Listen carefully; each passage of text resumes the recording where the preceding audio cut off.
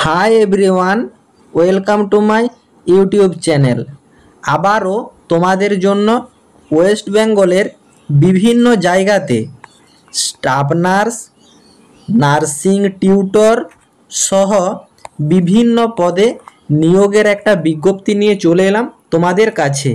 এখানে তোমরা ফ্রেশার্স হলেও অ্যাপ্লাই করতে পারবে, এক্সপিরিয়েন্স হলেও অ্যাপ্লাই করতে পারবে।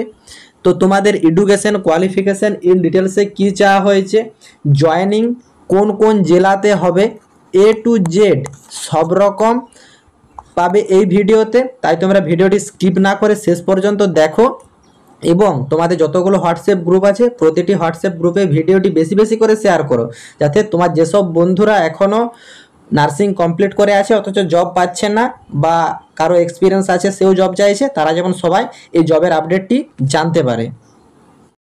যারা এখনও চ্যানেলে নতুন এই রকম প্রতিনিয়ত নার্সিংয়ের সরকারি বা বেসরকারি চাকরির খবরের আপডেট ও ফর্ম ফিল আপের পদ্ধতি সবার আগে জানার জন্য চ্যানেলটি সাবস্ক্রাইব করে থেকো এবং ভিডিওটি ইনফরমেটিভ মনে হলে একটি লাইক দিয়ে যেও। তোমরা এখানে দেখতেই পাচ্ছ যে নার্সিং এডুকেটর পদে তোমাদের কিন্তু নিয়োগের বিজ্ঞপ্তি বেরিয়েছে। এখানে কিন্তু তোমাদের নার্সিং ডিপার্টমেন্টে রিক্রুটমেন্ট করানো হবে। এখানে তোমাদের কোয়ালিফিকেশান দেখতে পাচ্ছ যে বিএসসি নার্সিং পাস আউট হয়ে থাকলে তোমরা কিন্তু অ্যাপ্লাই করতে পারবে এবং তোমরা যে কলেজ থেকে পাস আউট করবে সেই কলেজটা তোমাদের আইএনসি রেজিস্টার হতে হবে, তাহলেই কিন্তু তুমি অ্যাপ্লাই করতে পারবে। এবং তোমাদের কিন্তু মিনিমাম 1 বছর থেকে ম্যাক্সিমাম 5 বছরের এখানে এক্সপিরিয়েন্স চাওয়া হয়েছে।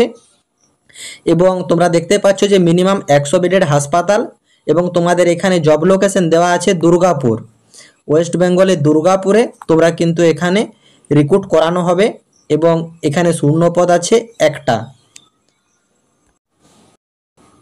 তারপর তোমরা দেখতেই পাচ্ছ যে এক্সিকিউটিভ অ্যাসিস্ট্যান্ট ম্যানেজার মার্কেটিং, মানে তোমাদের এখানে মার্কেটিং ডিপার্টমেন্টের হাসপাতালের যে মার্কেটিং ডিপার্টমেন্ট হয় সে মার্কেটিং ডিপার্টমেন্টে তোমাদের রিক্রুটমেন্ট করানো হবে। এখানে তোমাদের যে কোনো শাখার থেকে গ্র্যাজুয়েশন পাস হলেই তোমরা অ্যাপ্লাই করতে পারবে। সেখানে তোমরা বিএসসি শাখায় হও বা বিএ শাখায় হও বা বিকম শাখায় হও, যে কোনো শাখার থেকে কিন্তু তোমাদেরকে গ্র্যাজুয়েট হতে হবে। এবং এখানেও কিন্তু তোমাদের এক্সপিরিয়েন্স 2 বছর থেকে মিনিমাম 2 বছর থেকে ম্যাক্সিমাম 10 বছরের এক্সপিরিয়েন্স চাওয়া হয়েছে। এবং তোমরা এখানে দেখতেই পাচ্ছ যে এটি কিন্তু তোমাদের ওয়েস্ট বেঙ্গলের যে বাঁকুড়া ডিস্ট্রিক্ট, সে বাঁকুড়া ডিস্ট্রিক্টেই তোমাদের কিন্তু রিক্রুটমেন্ট করানো হবে। এবং এখানে দেখতে পাচ্ছ শূন্যপদ আছে 2টা। তারপর তোমরা এখানে দেখতে পাচ্ছ যে ইউএসজি অ্যাসিস্ট্যান্ট পদে তোমাদের কিন্তু রিক্রুটমেন্ট করানো হবে।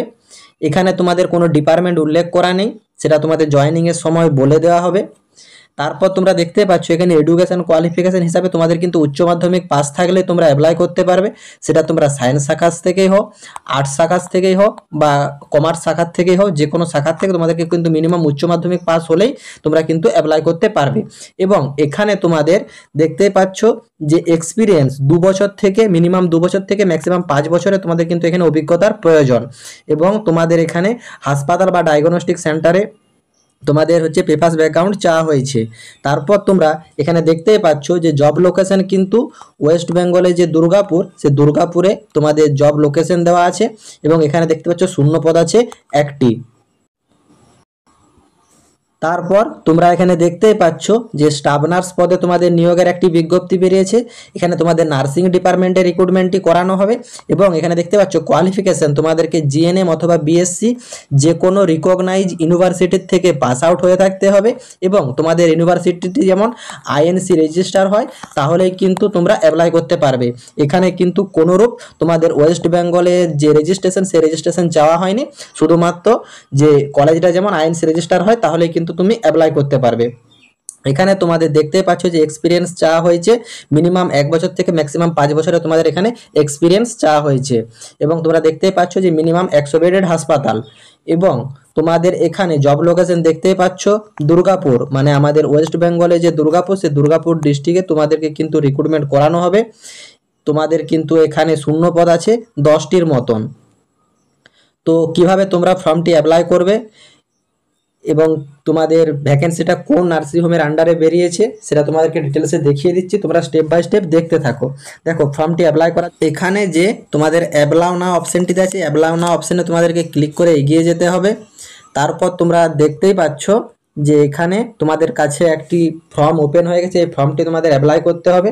এখানে তোমরা কোন পোস্টের জন্য অ্যাপ্লাই করছো সেই পোস্টের নাম তোমাদের উল্লেখ করতে হবে। যেমন ধরো স্টাফ নার্স পদের জন্য উল্লেখ করছো, এখানে তোমরা স্টাফ নার্স কথাটি উল্লেখ করে দেবে। তারপর ক্যান্ডিডেটের নাম এখানে ঠিকঠাকভাবে উল্লেখ করবে। তারপর ক্যান্ডিডেটের যে ইমেল আইডি, সেই ইমেল আইডি ঠিকঠাকভাবে পূরণ করবে এবং তার সঙ্গে ক্যান্ডিডেটের যে ফোনের নাম্বার বা কন্ট্যাক্ট নাম্বার সেটা তোমরা ঠিকঠাকভাবে ফিল করবে। দেখো তোমাদেরকে আমি বারবার বলি, যে কোনো ফর্ম ফিল আপ করার সময় তোমরা কিন্তু ইমেল আইডি আর মোবাইল নাম্বার সবসময় অ্যাক্টিভ দেওয়ার চেষ্টা করবে, কারণ তোমাদের সব যাবতীয় ইনফরমেশন কিন্তু তোমাদের এইখানে প্রোভাইড করা হবে। তারপর তোমাদের যে সিভি, সেই সিভি বা রিজিউম তোমাদেরকে কিন্তু 5 MBর ভিতর পিডিএফ ডক্স বা ডক্সএক্স এই ফাইলে তোমাদেরকে কিন্তু আপলোড করতে হবে। এখানে চুজ ফাইল করে তোমরা ফাইলটি ক্লিক করবে, তারপর সেন্ড অপশানে ক্লিক করে দিলেই তোমাদের কিন্তু মানে ফর্ম ফিল আপটি ফাইনাল সাবমিট হয়ে যাবে।